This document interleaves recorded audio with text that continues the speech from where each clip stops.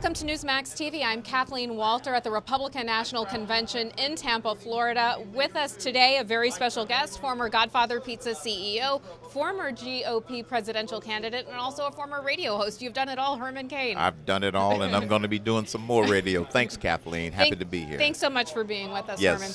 Now, you entered the GOP race several months back with the goal of defeating Barack Obama. I know that you've told folks that you wish that it were you who would be the nominee. Yes. Why is it so important that Mitt Romney defeat Barack Obama?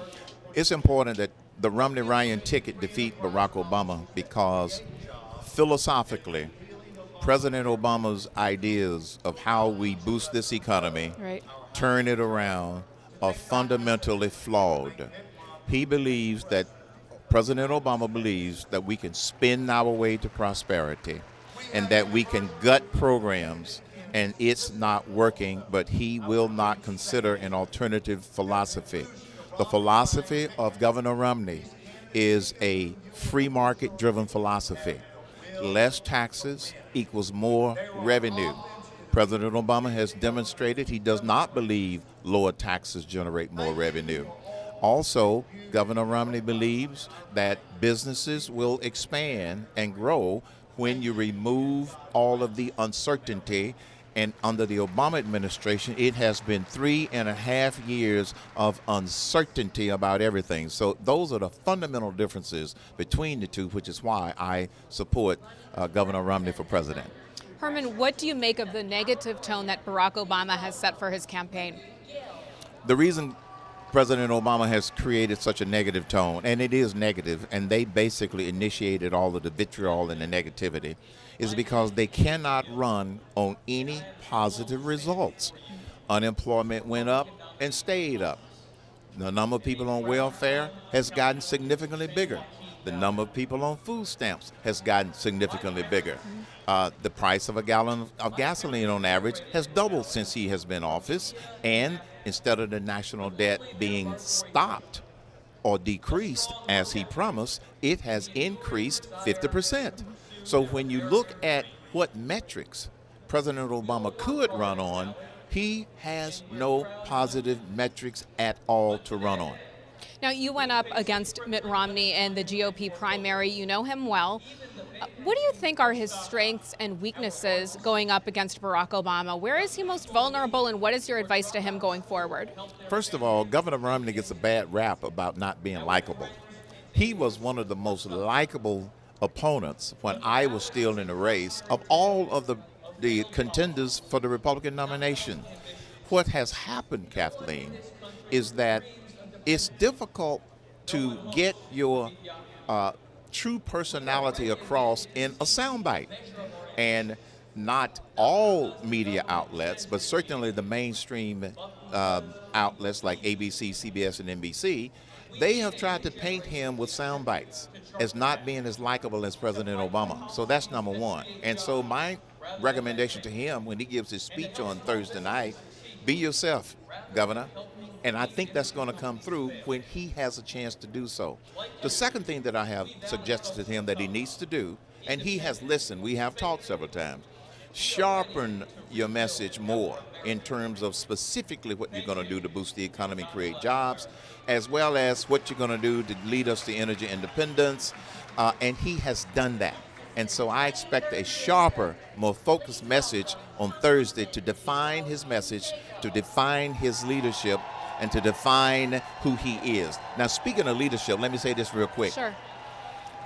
The fact that he chose Representative Ryan says more about his leadership by what he did not do than what he did, although I am thrilled that he selected Representative Ryan. He did not make an easy choice.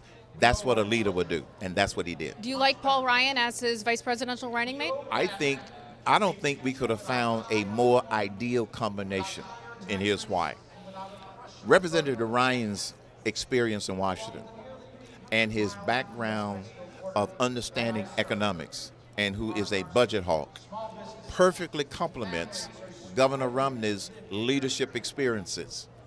When I first saw the two of them standing there in Virginia in front of that naval vessel, and I saw them together, my corporate DNA kicked in. I didn't just see presidential candidate and vice presidential candidate. I saw a corporate CEO and a CFO.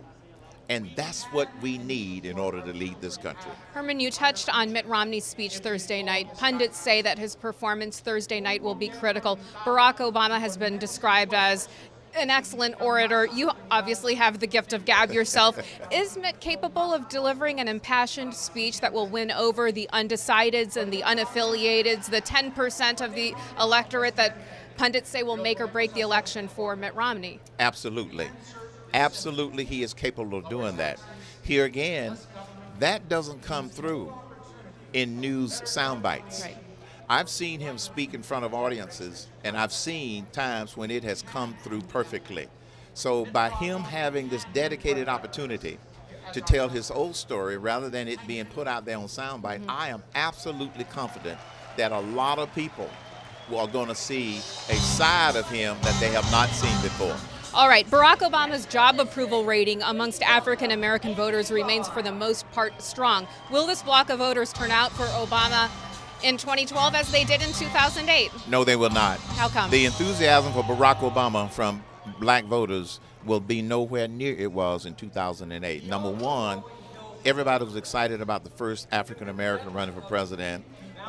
President Obama presented a good narrative, a good narrative, but they now see, many of them, not all, they now see that he has not been able to deliver on the promises. So they will not turn out in the same numbers that they did in 2008. All right, you are beloved by the Tea Party. They really rallied around you in the primary, as they did also for Newt Gingrich.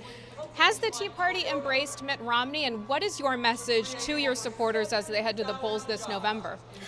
The Tea Party and the citizens movement, they have embraced what Mitt Romney stands for. They may not yet be as enthusiastic about him as an individual, but see, likability isn't the main thing they're looking for. They're looking for leadership. And I believe that after he gives this speech on Thursday night, where he'll have ample time to present himself, that I happen to believe that they will totally embrace not only his leadership, but they will also eventually embrace his likability. Now, you championed your 999 tax plan. How do you Yes. feel you've influenced the GOP platform and Mitt Romney's tax plans? Well, the first thing that Governor Romney did was he went from a 59-point plan to a plan with fewer parts. So I think I have influenced it.